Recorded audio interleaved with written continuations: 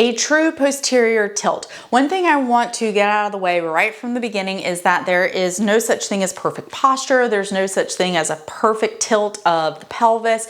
All of these things should be dynamic. Your posture should be dynamic. You should be able to go into an anterior tilt with your pelvis. You need to be able to go to a posterior tilt. We can run into problems when we're unable to access movement of the pelvis into a certain position, orientation, whatever you want to call it. So what we want to make sure is that we actually understand what an anterior tilt is, what a posterior tilt is, and how do we get into both of those.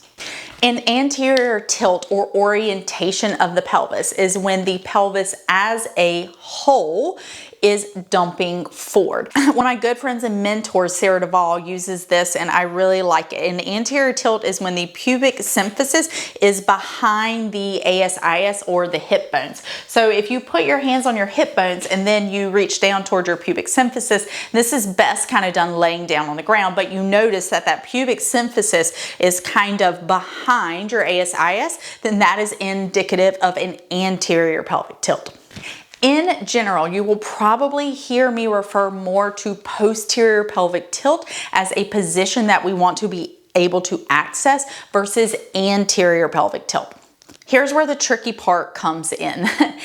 We don't want to access a posterior pelvic tilt by squeezing our glutes. And if we can never get out of a posterior pelvic tilt, this can also be problematic. When we have that really nice posterior tilt of the pelvis that happens without squeezing our glutes, what we've done is allowed the pelvis to be in a position where the glutes are not compressing the posterior pelvic floor muscles on the back. It legitimately took me a long time to be able to access a posterior pelvic tilt without compensation. And compensation just means using muscles that aren't really required to be able to get into that position. We want to think about being able to get into a great posterior pelvic tilt from having great support from our abs and our hamstrings. They are both kind of like anchors to our pelvis. One helps to pull it a little more underneath us. Those are the hamstrings, and the abs also help to give support to the pelvis. We need to make sure when we're accessing this position that we're doing it from glutes that are soft and not hanging on for dear life. We're going to go more and more into the glutes, but just know for now, we're wanting to start from a position of soft glutes. We don't want them tucked underneath us. When you're trying to get into a posterior pelvic tilt, here are two things that you are not doing. You're not crunching down with your abs to try and bring your pelvis underneath you. And you're also not squeezing forward with your butt to try and get your pelvis underneath you. Your abs nor your glutes are really the thing that help to bring your pelvis into more of that posterior tilt position.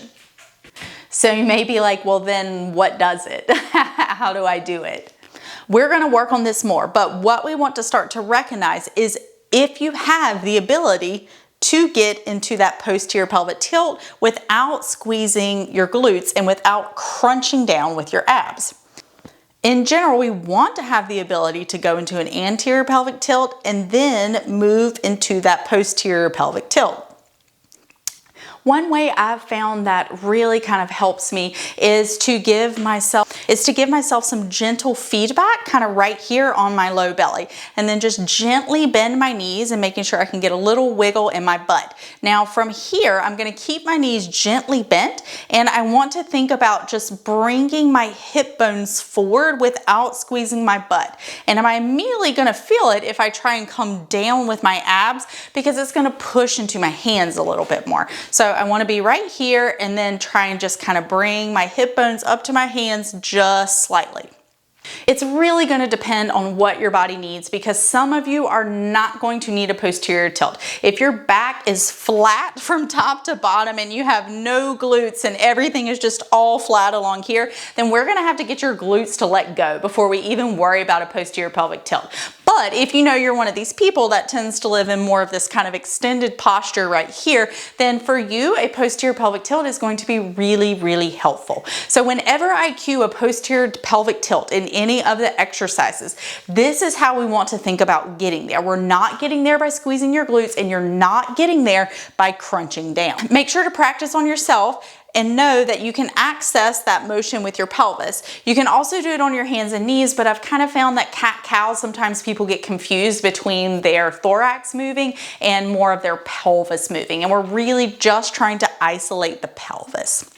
All right, that is your primer on a true posterior pelvic tilt. Don't worry, I will cue you and take you through a lot more of this, but again, we're just building layers here on things that you need to know, and I want to expose you to these things so when you hear me say them during our exercises, you have more background for what you need to know.